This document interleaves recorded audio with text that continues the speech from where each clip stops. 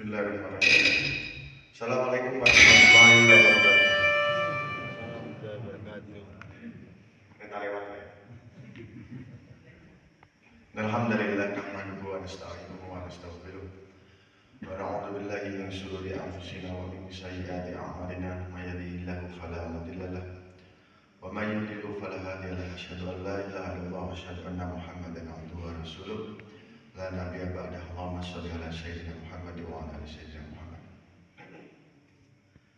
Qala Allah Ta'ala fi kitabil karim wa a'udzu billahi minasyaitonir rajim. Bismillahirrahmanirrahim. Qul in kuntum tuhibbunallaha fattabi'uni yuhibbukumullahu wa yaghfir lakum dzunubakum wallahu ghafurur rahim. Wa qala Nabi sallallahu alaihi wasallam idza tamat ummati dunya nusiyat minha haibatul Islam. Wa idza tarakatul amru bil ma'ruf hurimat barakatil wahyi wa idza tasabat ummati saqatat min ainillah. Sadaqallahu azim wa sadaqal rasul karim wa kama qala Rasulullah sallallahu alaihi wasallam. Bapak-bapak, ibu hadirin salat jamaah salat subuh yang sama-sama mengharap ridha Allah Subhanahu wa taala. Terkhusus yang kami muliakan Ketua Pengurus Masjid, Ketua DKM beserta pengurus, kemudian para tokoh pemerintahan, Pak Wali, Pak Jorong, Ketua BPRN, tokoh adat, nenek mama, aku, alim ulama, kemudian ibu-ibu budak kanduang yang saya hormati dan saya sayangi. Bersyukur kepada Allah Ta'ala kita bisa hadir di masjid kita yang kedua, Pak ya. Kemarin 140, Pak ya. 140 sekian. Sekarang sudah ke 214, Pak. 214. Ini berarti di hari ini, Pak ya. Yeah. Jarang-jarang Pak bisa datang di dalam satu masjid yang sama, Pak. Ini pengaturannya kemarin ini, Pak ya. Yep. Nabrak ya. Waktu itu maghrib, Pak ya. Nah, sekarang subuh. Kalau maghrib kemarin 140, sekarang sudah dapat 214, Pak. 214. Ini termasuk agak jauh-jauh, sudah mulai jauh-jauh. Cuman belum jauh karena yang paling jauh kemarin ke Lompatan Datar, Tanjung Baru. Alhamdulillah. Berarti lah jalan Pak ya, program Pak 100% laki-laki balik masuk dalam masjid ketika azan berkumandang. Ada tokoh pemuda Pak ya? Tokoh pemuda. Ada Bu tokoh pemuda?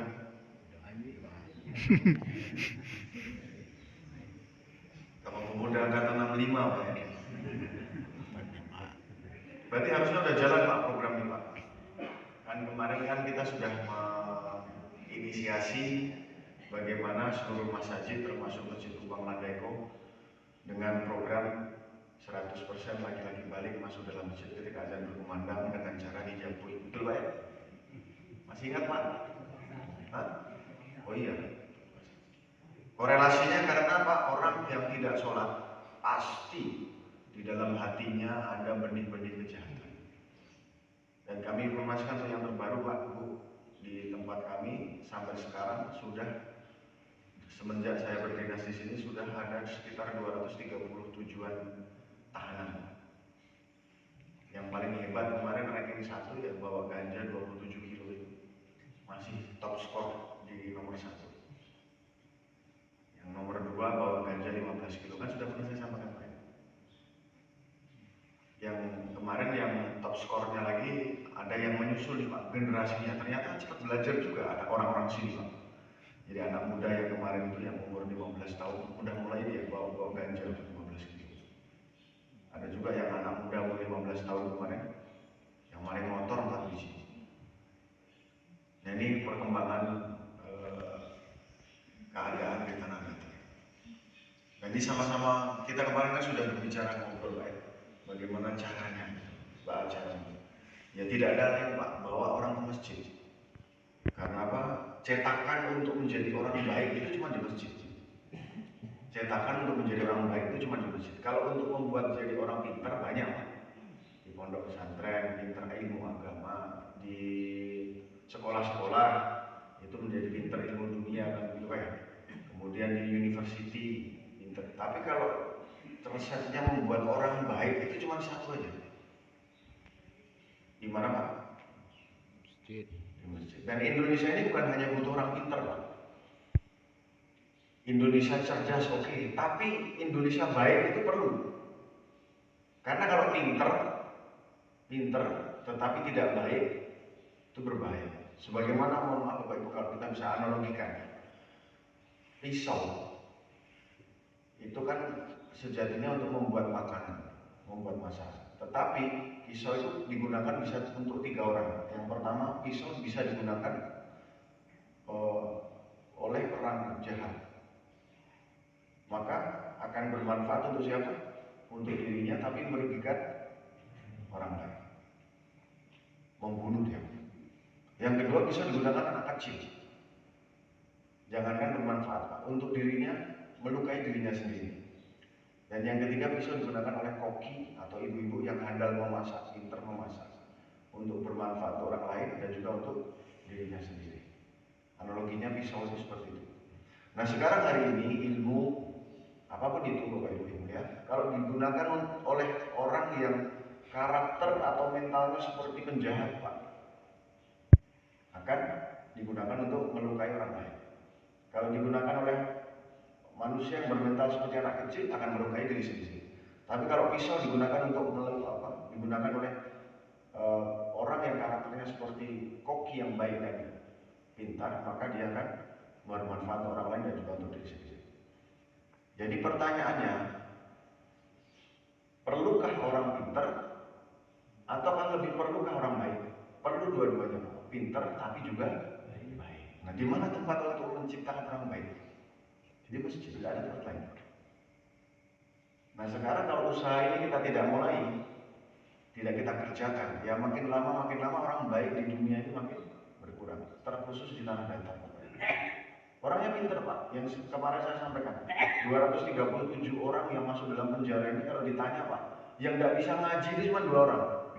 Kan pintar berarti Pak, pintar ngaji, agama Islam, orang tanah datar. Kenapa masuk penjara? Sedangkan di sini pusat jalur Minangkabau, ada bahasa di Sarak bahasa di kita dulu. Luka dan tubuh kan begitu Pak. Pada kemarin kita bicarakan. Maka perlu Pak, door to door, mengajak, menjemput orang masuk dalam surga.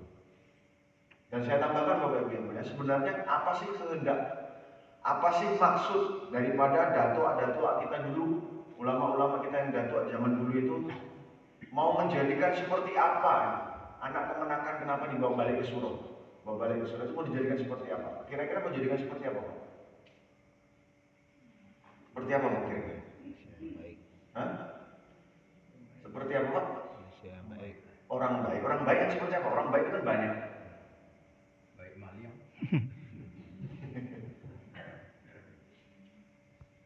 Jadi Pak, kalau kita, mohon maaf nih Pak, kita berbicara masalah perumpamaan. Kalau Bapak Ibu orang Minang, pengen membuat makan bakso Pak, bakso yang terkenal itu bakso Wonogiri, betul Pak ya Bu? Tapi Bapak Ibu cara membuatnya pakai cara orang Minang, kira-kira baksonya jadi apa? Bakso rendang, bakso padeh Pak, betul? Saya sebagai orang Semarang, orang Jawa, pengen membuat rendang. Cita-citanya pengen seperti rendangnya orang Minang, tapi pakai caranya orang Solo. Apa yang terjadi Pak? Manis. Rendang manis. Jadi di situ ada 2 perumpamaan Bapak Ibu. Ada cita-cita yang pengen kita tempuh dan ada cara yang harusnya kita kerjakan. Betul? Nah sekarang cita-citanya datuk kita zaman dulu, lama kita zaman dulu, orang Minang zaman dulu Pak. Kenapa disuruh balik ke Solo? Kenapa membuat program dengan cara cita-citanya apa? Dengan cara membuat orang dididik di Solo. Nah cita-citanya itu seperti apa? Cita-citanya Bapak Ibu yang mulia ternyata pengen menjadikan orang Minang sebagaimana keturunan terbaik di muka bumi. Ada suku yang terbaik di muka bumi ini Pak, bukan pilihan, bukan apa Pak? Nah, bukan Bodhijanian, bukan pilihan, bukan Bodhijanian, bukan juga suku orang Jawa. Suku terbaik di muka bumi itu namanya suku Quraisy. Ya Pak, suku Quraisy. Suku Quraisy itu satu generasi, satu keturunan, satu orang yang paling terbaik namanya siapa? Rasulullah SAW. Jadi Pak, sebagaimana tadi bakso Solo dan caranya orang Jawa, sebagaimana tadi rendang Minang caranya orang Minangkabau, Sebenarnya Babalik ke surah itu ditujukan untuk menjadikan kita semua sebagai keturunan terbaik, keturunan seperti Nabi Muhammad SAW dengan cara dimasukkan ke surga. Bapak Ibu yakin nggak? Sudah pernah melihat bukti nggak? Kalau produk Babalik ke surah itu sudah pernah menghasilkan keturunan terbaik, orang-orang tokoh-tokoh terbaik dari Minangkabau. Pernah? Dia pernah merasakan sendiri? Siapa aja Pak? Ya, Hamka, Pak Nasir, siapa lagi? Salim. Haji Agus Salim. Lahir dari mana tuh? Surau. Betul Pak, Surau? Nah kalau Bapak Ibu sudah melihat buktinya, sudah melihat contohnya, kenapa ditinggalkan cara itu? Kalau kita mau pengen berekspektasi membuat rendang, sebagaimana rendangnya orang Minang, kenapa cara membuatnya orang Minang ditinggalkan?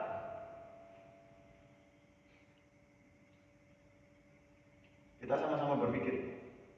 Ini karena sudah yang kedua, Bu ya, sudah yang kedua. Ini agak kencang sih. Setelannya sudah kencang sih. Bukan lagi kita berpikir yang seperti yang pertama. Ini Pak, harusnya yang kita menjadi koreksi diri kan begitu. Kalau memang kita sudah pernah membuktikan dan memang meyakini bahwa surau mencetak generasi-generasi terbaik Minang, kenapa ditinggalkan cara itu? Bapak Ibu yang mulia, di 213 kemarin Pak, Bu, di 213 surau musola yang kemarin kami lewati, tidak ada Pak 100%, jangankan 100% Pak, 20% saja. Anak-anak orang Minang ada ketika subuh hari di masjid. 20% aja nggak ada Pak. Nah, termasuk di sini. Yang paling membanggakan, yang paling menganehkan Pak, ada dua musola yang borongan Pak.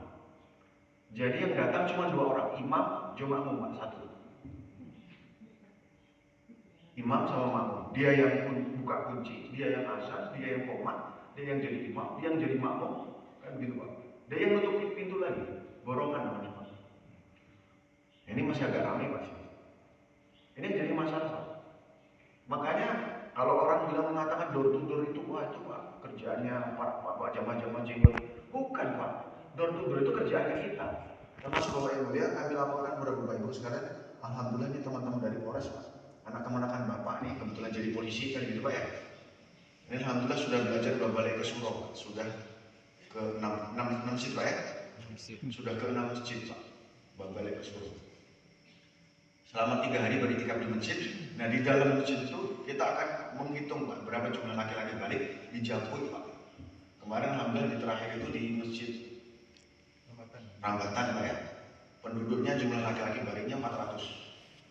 Alhamdulillah 3 hari kami dapat sekitar 338 ya. Itu Pak Waka kemarin itu 338 Pak. Nah ini caranya begitu. Jadi beritikaf di masjid, menghitung 100% laki-laki balik di jam. Nah bagi bapak-bapak yang ada di tempat ini sama Pak, menjemput seperti itu.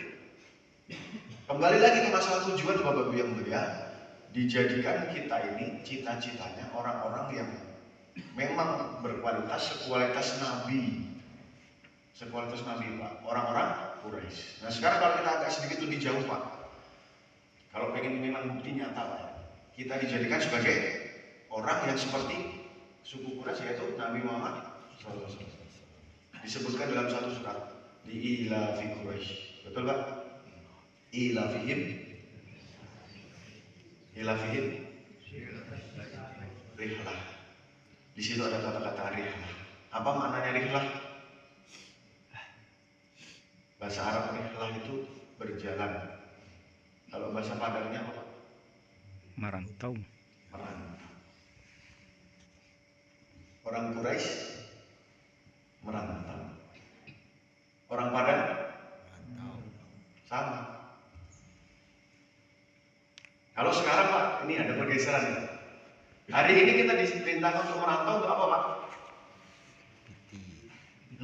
Bu, ada orang merantau cari apa?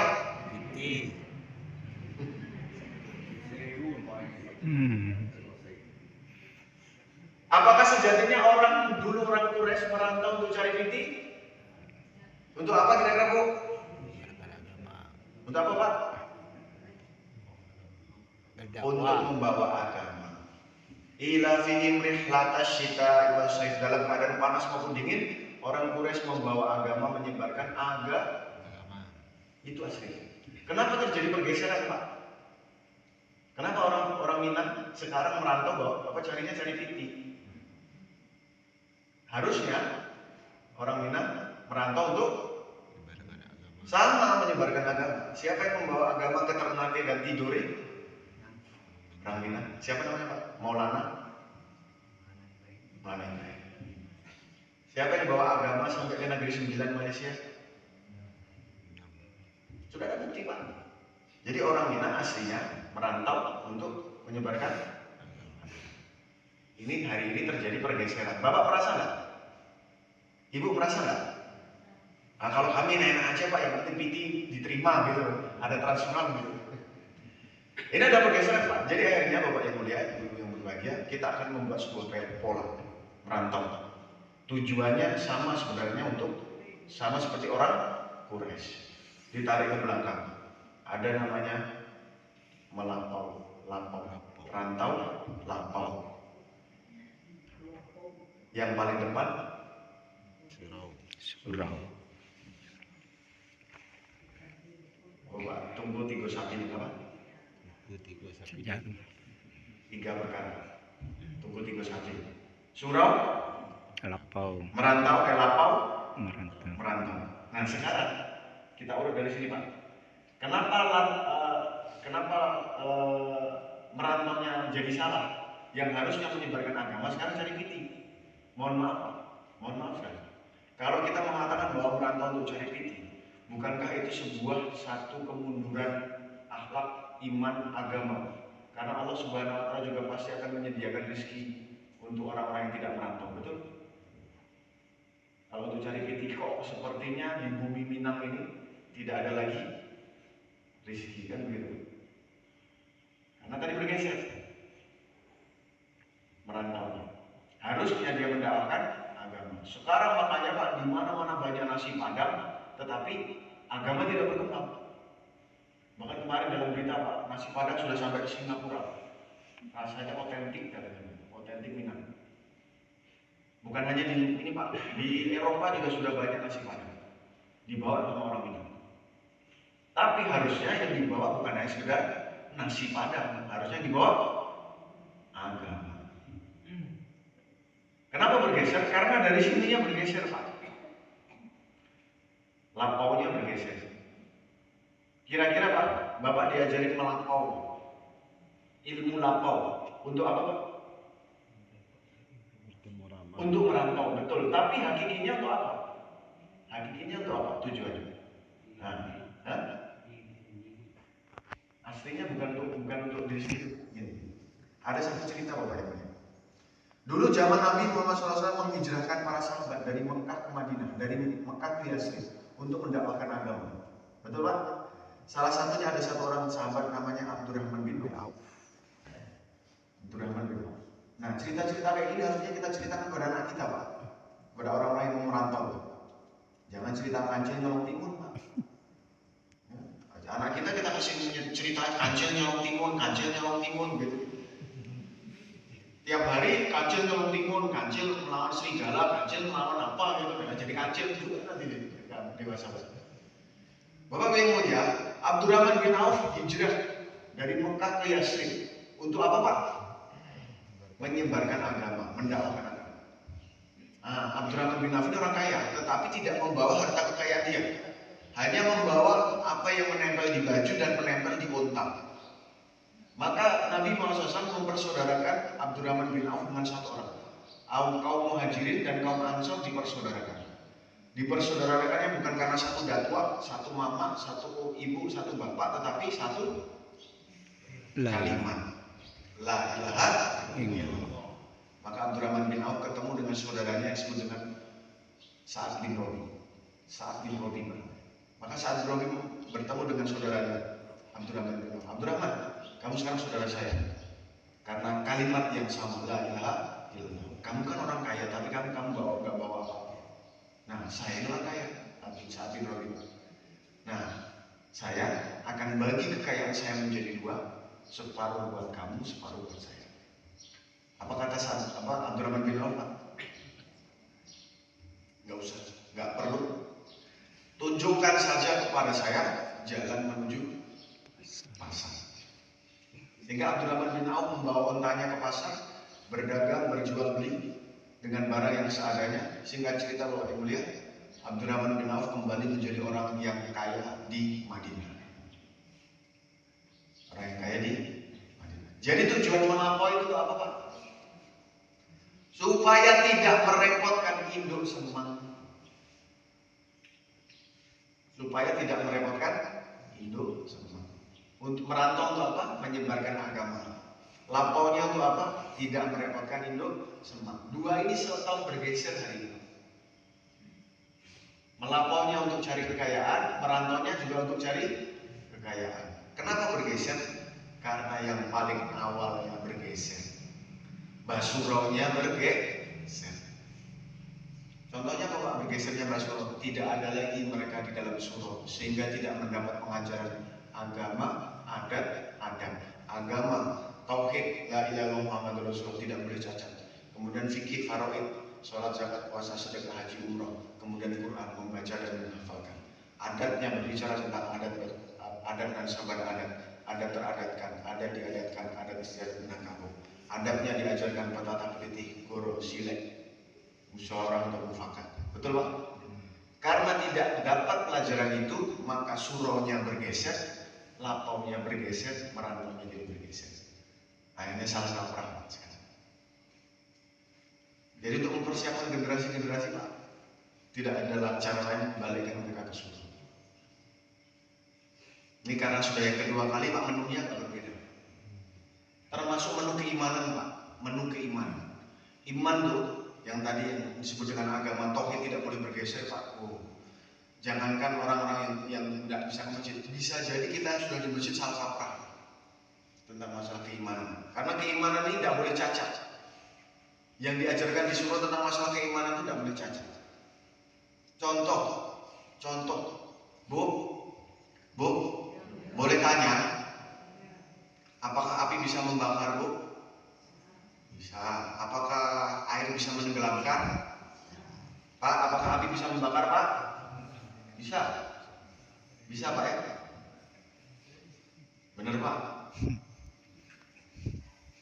Bagaimana ceritanya, Bu, kalau api bisa membakar, Nabi Ibrahim tidak terbakar di dalam api?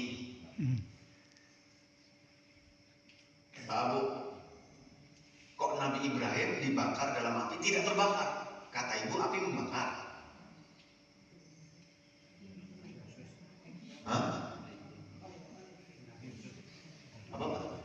Yang langsung mudahnya Nabi, Kok Nabi, Pak, ya? Mau saya kasih jawaban, Bu? Ini masalah iman, Pak. Iman itu tidak boleh cacat. Karena apa? Iman yang kecil, Pak. Iman yang kecil, tapi soke nggak cacat.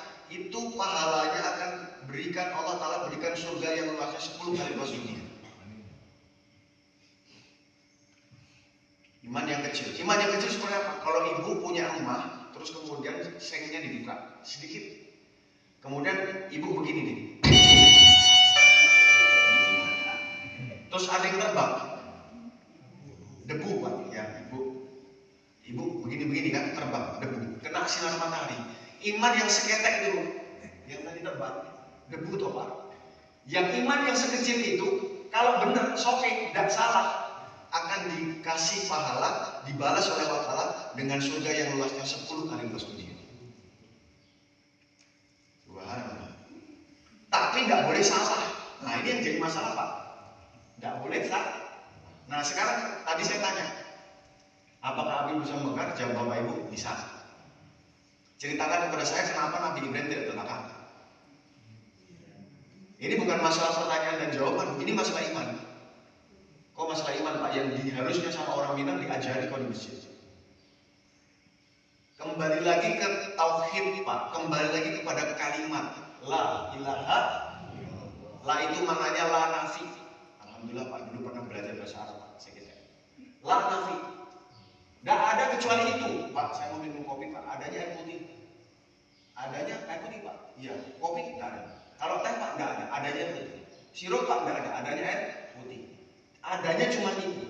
La, adanya cuma itu Pak. Illallah. Tidak ada yang bisa apa-apa kecuali. Sekarang saya tanya lagi balik, apakah aku bisa membakar? Lah. Kasih rumus Bu, supaya iman kita betul. Pak itu kan cuma omongan, nggak bisa Pak. Omongan salah dalam agama berbahaya. Coba Bapak sama Ibu bercanda. Pak, kita main-main cerai yuk. Kira-kira apa yang terjadi hukumnya? Putus Pak. Jadi cacat nggak boleh agama itu. Iman nggak boleh cacat. Api tidak bisa membakar. Lah, kalau Ibu mengatakan, Bapak mengatakan aku bisa membakar, cacat tauhidnya. Api tidak bisa membakar, tapi Allah yang membakar. Kalau api mau membakar, dia berhajat, minta izin kepada Allah. Tapi kalau Allah mau membakar, tidak perlu berhajat kepada api. Allah bisa membakar dengan api, Allah pun bisa membakar meskipun tanpa ada Api. La ilaha Illallah. Bu, apakah pisau yang tajam bisa melukai? Tidak. Nah, udah mulai benar. Pisau yang tajam tidak bisa melukai. Kalau Ibu mengatakan, bisa Pak, ceritakan kepada saya kenapa pisau yang tajam tidak bisa melukai Nabi Ismail. Pisau yang tajam tidak bisa melukai, tapi Allah yang melukai. Kalau pisau tajam melukai, dia berhajat minta izin kepada. Tapi kalau Allah mau melukai, tidak perlu berhajat kepada pisau yang tajam. Tidak perlu Allah pisau. Allah bisa melukai dengan pisau, dan Allah bisa melukai meskipun tanpa ada pisau. Apakah air bisa menenggelamkan Bu? Nah, udah mulai benar. Lempar batu, cemplung, kok masuk. Bahasa iman bukan air yang menenggelamkan, tetapi gitu. Air tidak bisa menenggelamkan, tapi Allah yang menenggelamkan. Kalau air menenggelamkan berhajat kepada Allah. Kalau Allah menenggelamkan tidak perlu berhajat kepada air. Allah bisa tenggelamkan dengan air, Allah bisa tenggelamkan meskipun tanpa ada. La ilaha. Dengan air yang sama Allah selamatkan Nabi Musa, dengan air yang sama Allah tenggelamkan Fir'aun. Dengan pisau yang sama Allah selamatkan leher daripada Nabi Ismail, dengan pisau yang sama Allah sembelih daripada kibas. Pertanyaan saya sekarang, apakah piti yang banyak bisa membahagiakan? Tidak. Apakah istri yang cantik bisa membahagiakan? Nah, ini yang bujangan. Nah, ini perkara penting. Apakah obat yang paling mujarab bisa menyembuhkan? Tidak. Dua orang sakit sama, satu dikasih obat sembuh, satu dikasih obat mati. Ya kan? Apakah dokter yang hebat bisa menyembuhkan? Iman yang seperti ini Bapak Ibu sekalian dibawa mati. Nah, masalah. Berhasil. Kalau tadi Bu, Pak ini dibilang apakah api bisa membakar? Bisa. Oh, mati pulang dari masjid, bahaya. Dan inilah iman yang telah dibawa oleh Nabi dan para sahabat Bapak Ibu. Iman yang seperti ini, yang betul seperti ini, ucapannya betul. Dibawa oleh Nabi dan sahabat sampai kemana-mana sampai mereka mati. Dan untuk memasukkan la ilaha Muhammadur Rasulullah ke dalam hati, Bapak Ibu, ini membutuhkan untuk para sahabat itu 13 tahun Pak. Dididik sama Nabi di dalam masjid. 13 tahun Pak untuk memasukkan ini. Maka akhirnya iman para sahabat sempurna. Karena tidak bisa Bapak Ibu kalimat itu cuma di dalam mulut, tidak bisa, harus masukkan dalam hati. Harus masukkan ke dalam, tidak bisa cuma di mulut. Kemarin dapat dari Pak Kapolres bocoran. Pokoknya kalau apa-apa, la ilaha illallah. Semuanya Allah, tidak bisa apa-apa kecuali Allah. Di mulut saja Bu, tidak bisa tidak masukkan dalam hati, bahaya. Bahaya Pak. Karena hati kita ini seperti kalau Ibu punya buat cuci piring nama kuning dulu, spons apa? Spons. Ya, spons. Hati kita seperti spons Pak. Hati kita seperti spons. Nah, spons dimasukkan ke dalam cairan warna kuning, diangkat, diperes keluarnya warna air warna kuning. Dimasukkan dalam kuah bakso, diangkat, diperes keluarnya warna kuah bakso. Nggak mungkin jadi soto, nggak mungkin. Apa yang masuk itu pula yang keluar. Sedangkan hati kita Bapak Ibu yang mulia punya 4 tempat masuk, 4 tempat masuk. Pikiran, telinga, mata, mulut. Mata, pikiran, telinga, mulut. Apa yang masuk lewat mata, masuk dalam hati. Apa yang masuk lewat pikiran, masuk dalam hati. Apa yang masuk lewat telinga, masuk dalam hati. Apa yang kita ucapkan, masuk dalam hati. Kalau hari-hari berbicara tentang piti, yang masuk dalam hati. Kalau hari-hari mikir tentang piti, yang masuk dalam hati. Hari-hari dengar piti, diskor. Masuk dalam hati, apa Pak? Hari-hari melihat piti, piti, yang masuk dalam hati. Nanti kalau mau mati Pak, atau masuk dalam kubur, manrobuka, diperes hatinya sama Ibu Karnakir. Yang keluar, manrobuka piti Pak. Masya Allah. Bahaya. Sama seperti Pak Haji beli burung beo, harganya 5 miliar Pak. Pak Haji beli burung beo harganya 5 miliar. Kira-kira burungnya bagus, rancak, pinter atau enggak? Pinter. Nah, dicetokin Pak. Assalamualaikum. 1 minggu dibeli Pak. Assalamualaikum. Lama-lama begitu 1 minggu dibelikan. Assalamualaikum. Dicetokin lagi minggu kedua. La ilaha illallah. La ilaha illallah. La ilaha illallah. 1 minggu setelah itu dibunyikan dia bunyi. La ilaha illallah. Sudah 2 minggu bisa ngomong assalamualaikum, 2 minggu ngomong la ilaha illallah. Minggu ketiga ditaruh di bawah, dilepas dari kandang, ditangkap sama kucing. Yang keluar apa? La ilaha illallah. Hah? La ilaha. Ngep.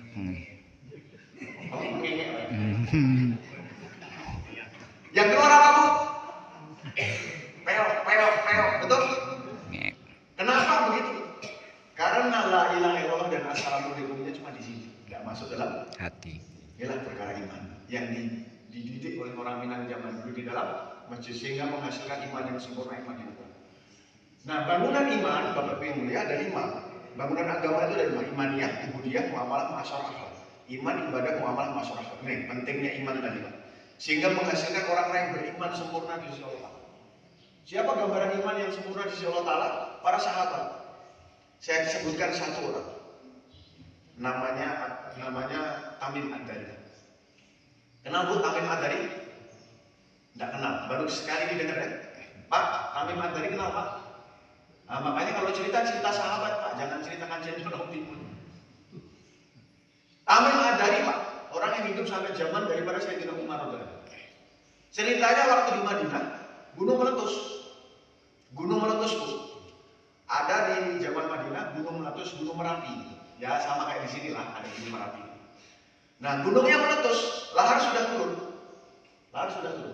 Nah, Sayyidina Umar datang ke masjid. Sayyidina Umar tidak mencari BMKG, BNPB, polisi, tentara, tagana, tidak dicari Pak. Yang dicari siapa? Imam. Tamim Ad-Dari. Dia bilang, Tamim, gunung meletus, coba atasi. Kata Tamim, ya Khalifah, ya Amirul Mukminin, saya ini siapa? Tidak bisa apa-apa. Udah pokoknya atasi. Ini Pak Raja zaman dulu Pak, sama seperti harusnya seperti orang Islam itu Pak, tawadhu, nggak merasa saya ini siapa. Saya bukan siapa-siapa dan saya bukan apa. Ini orang Islam. Nah, singkat cerita karena diperintah Amirul Mukminin dia naik ke atas dulu. Dengan bekal iman yang sempurna tadi, bahwa Allah pasti akan menundukkan segala sesuatu, hal, alam, segala macam, kecuali kepada terhadap orang yang imannya sempurna. Maka surganya dilepas Pak. Pecinya dilepas. Dan diputar-putar itu. La ilaha illallah. La ilaha illallah. Itulah hari yang sudah turun Pak. Naik lagi ke atas. Kemudian masuk lagi ke dalam lubangnya. Masuk lagi ke dalam lubang. Ulama mengatakan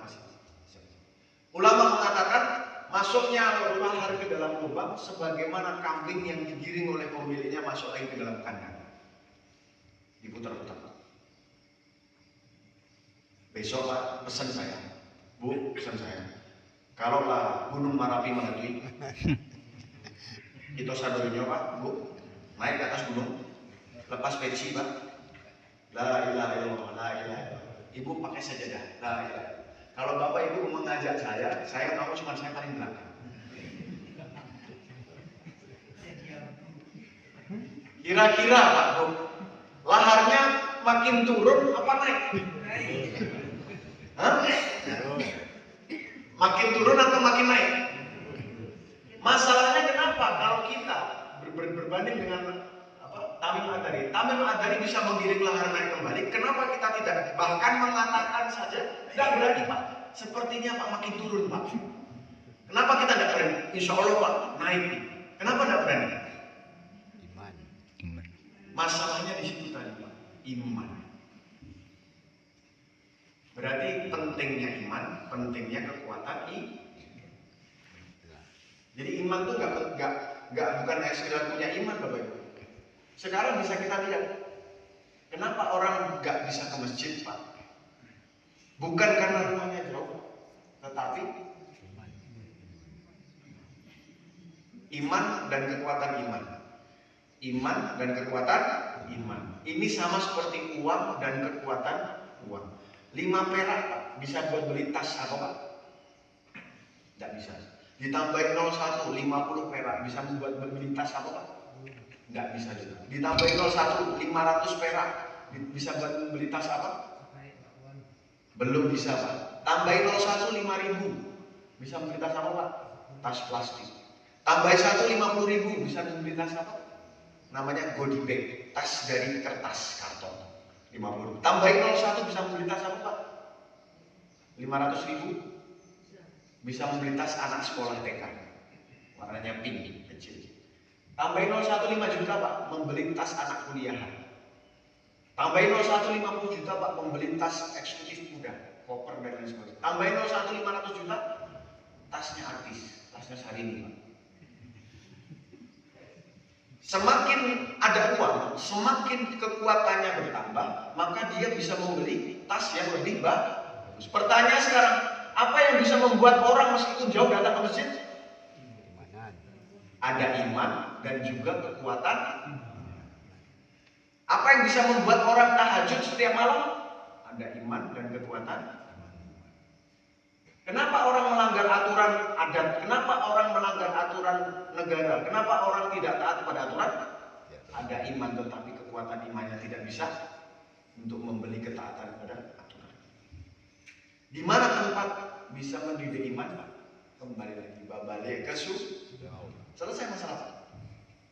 Jadi PR kita Bapak Ibu ya, bagaimana 100% laki-laki balik masuk dalam masjid ketika azan berkumandang dengan mempersiapkan 3 didikan: agama, adat, adab.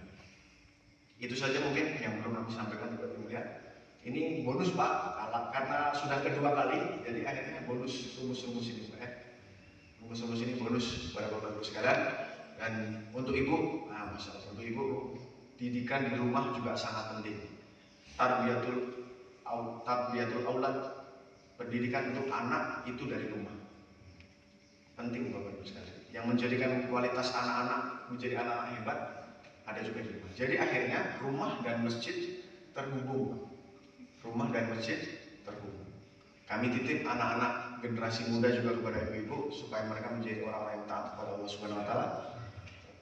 Korelasinya dengan kami Pak, kalau kontrol dari rumah dan dari masjid kuat, maka insya Allah tidak akan ada orang tanah datar yang masuk dalam masjid.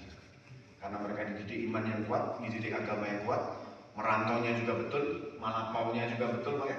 Maka mereka akan menjadi generasi sebagaimana generasi terdahulu, sehingga adat bahasa di syarat-syarat saja kita belum tetap ada di ranah Minang yang kita cintai.